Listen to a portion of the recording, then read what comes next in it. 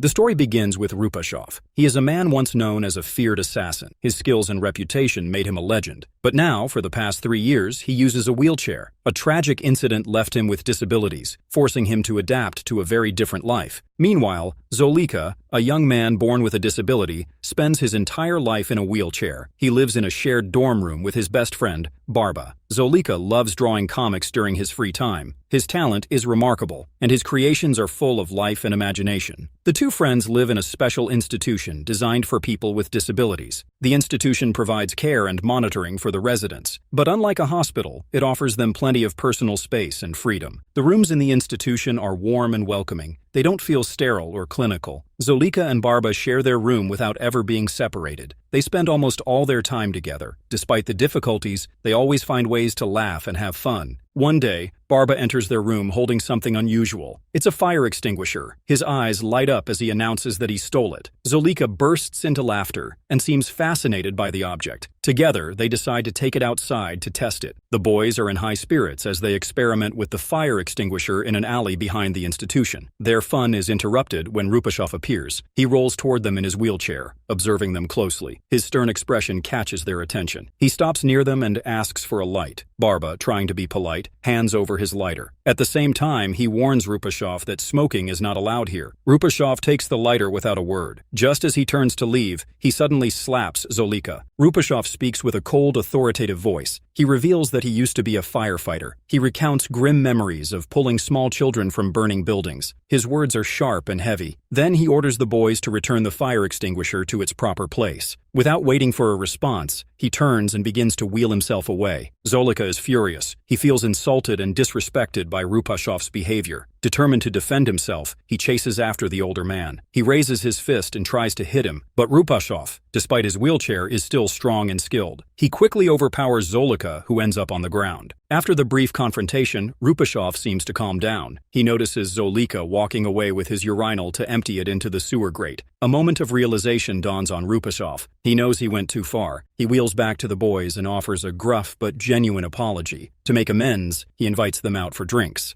Zolika and Barba hesitate at first but decide to accept. The three of them head out together, and the atmosphere begins to lighten. As they sit together, Zolika and Barba start to enjoy themselves. Rupashov surprises them with his sense of humor and his ability to drink like a seasoned veteran. The boys can hardly keep up with him and are left in awe of his stamina. For a brief moment, the three of them seem like old friends. Barba and Zolika grow curious. They ask him if he is a dealer or involved in shady business. Rupashov chuckles at the question. He wonders how they came to such a conclusion. He denies being a dealer, but admits he could use a little help with his work. He mentions needing someone to assist him, especially a driver. Barba's face lights up with excitement. He eagerly volunteers and adds that he owns a car. Rupashov raises an eyebrow, amused but intrigued by Barba's enthusiasm. Not long after, Zolika stretches out on the sofa, looking uncomfortable. Rupashov notices and asks what's wrong. Barba explains that his friend suffers from a bad back. Rupashov doesn't show much sympathy. Instead, he scoffs and says that his own back hurts all the time too. He tells Zolika to stop feeling sorry for himself. Unbeknownst to Rupashov, Zolika's health problems are much more serious than he realizes. There is more to the story than just a sore back. Despite his gruff demeanor, Rupashov seems to sense the unspoken tension. He looks at both boys and makes an unexpected proposal. He suggests they join him in a new career. He proposes that they become assassins, like him. He paints a tempting picture of the rewards they could earn. He promises them the thrill of adventure and worldly pleasures, much like the excitement they felt during the party earlier. His words are persuasive, and the boys are left with much to consider. A few days later, Zolika finds himself in a hospital. He is scheduled for surgery. The procedure is meant to address his long-standing health issues. But at the last minute, he refuses to go through with it. He discovers that the operation is being paid for by his father. This is the same man who abandoned him at birth. His father left after learning that Zolika was born with a physical malformation. The betrayal lingers in Zolika's heart, and he cannot accept help from someone who never cared for him. The scene shifts to Rupashov. He is back in his element, preparing for his next mission. His boss has assigned him a target. He waits in a deserted parking lot, the air thick with tension. His wheelchair is parked in the shadows, and he watches the empty space in silence. A car pulls into the lot and comes to a stop near him. Several men step out of the vehicle. Their movements are calculated and intimidating. They approach Rupashov, their faces hard with menace. One of them pulls out a knife. Without hesitation, the man lunges and drives the blade into Rupashov's leg, but Rupashov doesn't flinch. There is no cry of pain, no reaction at all. He looks at them calmly and declares that he hasn't felt anything in his legs for years. His words catch the men off guard. Their shock quickly turns into laughter. They mock him, finding dark humor in his disability. But Rupashov's expression remains unreadable. He waits, biding his time. One of the men takes a step forward and kicks Rupashov hard. The force makes him cough, but he remains composed. Slowly, he reaches into his pocket and pulls out a plastic bag. His movements seem casual at first, but there is tension in the air. Inside the bag is a gun. With practiced efficiency, Rupashov pulls the weapon free. His expression hardens. Without hesitation, he fires at his attackers. The shots ring out in the quiet parking lot. One by one, his targets fall, unable to react in time. By the time the echoes fade, they all lie lifeless on the ground. Soon after, an ambulance arrives at the scene. A female doctor named Zita steps out. She moves quickly to assess Rupashov's condition. She notices a wound on his thigh and begins to tend to it. As she works, the two exchange a few words. There is a spark between them, subtle but undeniable. Rupashov finds himself drawn to her. He feels something he hasn't felt in a long time. He begins to imagine a different future. He gathers his courage and invites her to the movies. His voice carries an unusual gentleness, revealing his feelings. But Zita politely refuses. She tells him she is engaged. Her words cut deep.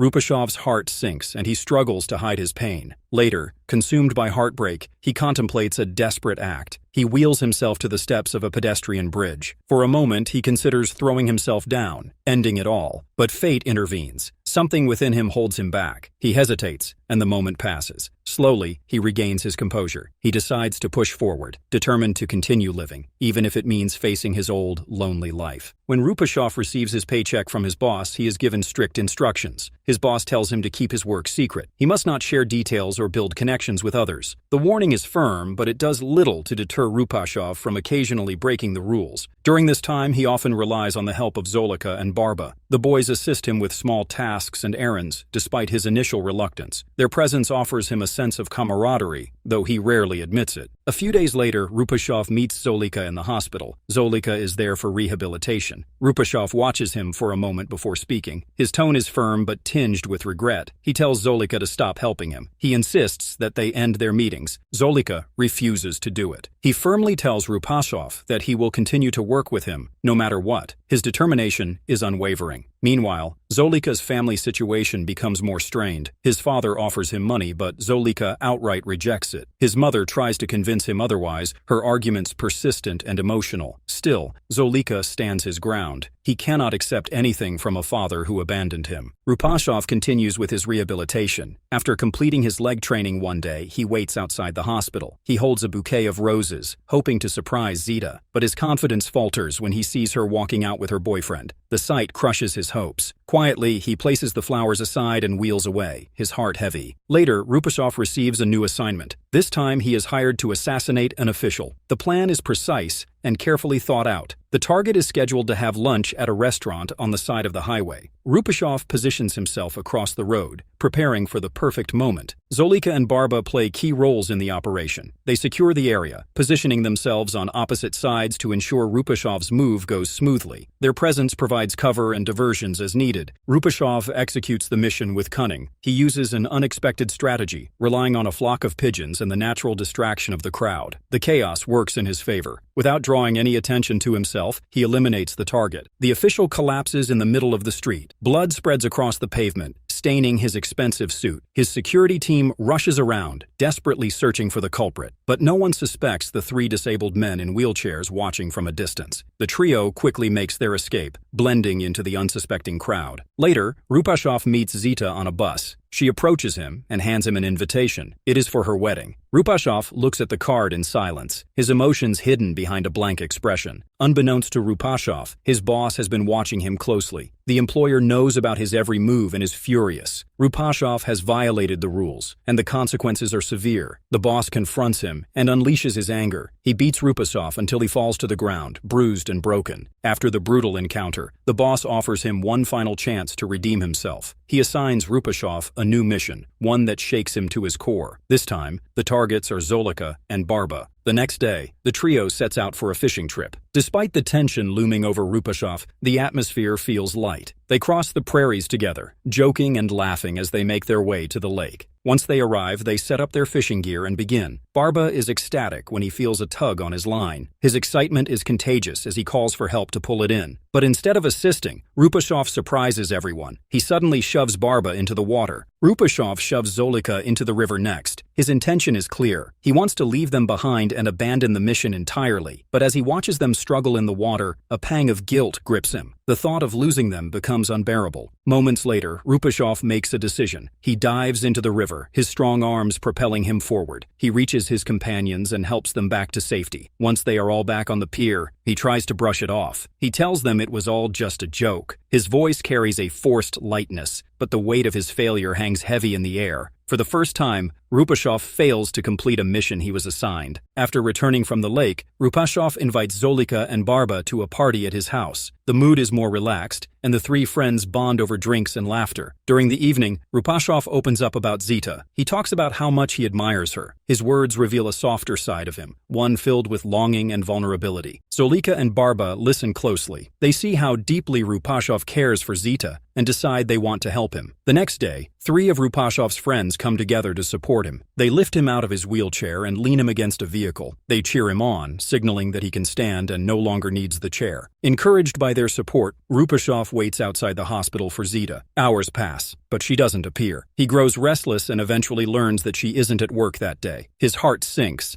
but he remains determined to see her again. A few days later, Rupasov receives new orders from his boss. This time, he is tasked with assassinating a drug dealer. The stakes are higher, as his boss offers double the pay for this mission. Rupasov agrees but makes one demand. He tells his boss that this will be his final mission. After this, he wants no more assignments. Surprisingly, the boss accepts his terms without argument. Rupasov begins preparing for the task. He takes Zolika and Barba along for the mission, though he insists they wait in the car. The three of them arrive at the target's house. The atmosphere is tense as Rupasov approaches the entrance. Two guards stand watch outside. They stop him and search him thoroughly. Their hands move over every pocket and seam of his clothing. The guards find nothing alarming. There are no guns, no knives, no hidden weapons. Satisfied, they allow him to proceed. They escort him into the residence and bring him face to face with the drug dealer. The guards remain confident, believing they have everything under control. Rupasov moves into action as soon as he comes face to face with the drug dealer. He waits for the right moment, then reaches into the foam cushions of his wheelchair. From within the hidden compartment, he pulls out a pistol. He wastes no time and starts firing at the guards inside the residence. However, his aim falters under the pressure. Several shots miss their targets. The drug dealer, instead of panicking or fleeing, reacts quickly. He grabs his own gun and engages in a shootout with Rupasov. Rupasov's experience as a hitman gives him an edge. His reflexes are sharp, even though his body is no longer what it once was. Wounds cover his frame,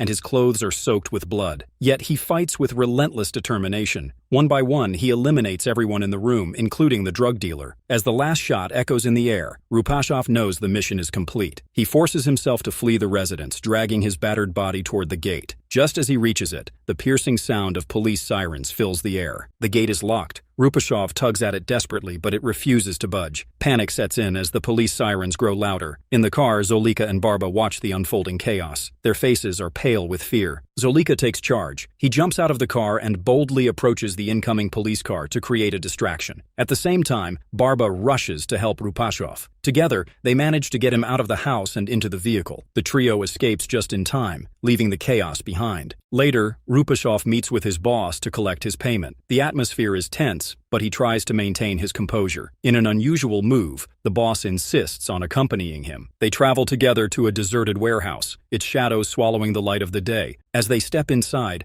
Rupasov notices something unsettling. A rope dangles ominously from the ceiling. His instincts sharpen. He senses that something is wrong. The boss's demeanor shifts. He confronts Rupasov, revealing that he knows the truth. He knows that Rupasov betrayed him by sparing Zolika and Barba. His voice is filled with rage and disappointment. Without warning, the boss grabs the rope and wraps it tightly around Rupasov's neck. He pushes Rupasov's wheelchair away, leaving him struggling for breath. Rupasov fights back with every ounce of strength he has. He kicks against the ground, trying to loosen the rope. His hands claw feverishly at the knot around his neck. The wheelchair, tantalizingly close, seems just out of reach. Every effort feels futile as the rope tightens. Just when it seems hopeless, the tension on the rope loosens. Rupasov gasps for air, managing to free himself. He quickly removes the noose from around his neck and stumbles back to safety. Returning home, Rupasov gathers Zolika and Barba. His resolve hardens. The betrayal cuts deep, and he knows the time has come to act. He convinces his companions to help him organize a plan for revenge. A few days later, the trio finds themselves at Zita's wedding. Rupasov stands out in the crowd. He looks sharp and elegant in his white coat. His hair is neatly tied, giving him a polished appearance. Guests take notice of him, their glances a mix of curiosity and admiration. During the celebration, Rupasov decides to showcase his singing talent. His voice carries through the room, drawing the attention of everyone present. The guests listen intently, captivated by his performance. Zita is especially moved. Tears stream down her face as she watches him. His song touches her deeply, leaving her overwhelmed with emotion. At the height of the moment, Rupasov leans in and kisses Zita. The act stirs tension in the room. Her husband watches in shock and envy. His anger builds as he sees the bond between Zita and Rupasov. Later, after the party ends, Zita's husband gathers his friends. Fueled by jealousy and rage, they attack Rupasov. The confrontation is heated, and they try to overpower him. Zolika arrives just in time. He steps into the chaos, brandishing a gun. He points it at Zita's husband and threatens him. The sight of the weapon forces them to retreat. Zolika helps Rupasov escape the scene, ensuring his safety. Over the next 3 days, Rupasov focuses to revenge. He plans carefully, determined to settle the score with his criminal boss. He teams up with Zolika for the mission. They head to the boss's hideout, entering boldly through the front. Barba stays outside, watching for trouble. Inside, Rupasov confronts the boss directly. His voice is calm but firm. He demands payment for his last mission, which the boss failed to provide. The boss refuses. His tone is laced with menace as he threatens to unleash his dogs. Rupasov acts quickly. He pulls out his gun and fires at a fire extinguisher on the table near the boss. The explosion startles the dogs, sending them into a frenzy. They panic and run wildly around the room. The boss reacts with fury. He grabs a gun and fires at the dogs, silencing them. In the chaos, his weapon falls to the ground. Seizing the opportunity, the boss grabs a knife and charges at Rupasov. He stabs him multiple times, each strike deliberate and brutal. Zolika watches the scene unfold. He holds a gun in his hands but hesitates. He makes no move to save Rupasov. The boss delivers the final blow, and Rupasov collapses, lifeless. After Rupasov's death, Zolika finally acts. He shoots the boss, eliminating him. He then turns to the safe, taking all the money inside. With the cash in hand, Zolika makes plans to use it for his long-awaited leg operation. As the story reaches its climax, a surprising twist is revealed. Everything involving Rupasov is fictional. The entire narrative is a creation from Zolika's comic strip. Zolika invents the character Rupasov based on his own life experiences. He imagines a man who looks just like his father and shares his disability. In reality, Zolika has never met his father. All he has is a photograph of a man who resembles Rupasov. Motivated by this image, Zolika crafts the story of the wheelchair killer. His comic strip becomes a work of passion, reflecting his struggles and his dreams. To his amazement, the comic book gains widespread popularity. Publishers love it, and it becomes a huge success. In the end, Zolika decides to give his father a copy of the comic book. He presents it as a memento, a piece of the story he created to connect with the man he has never known.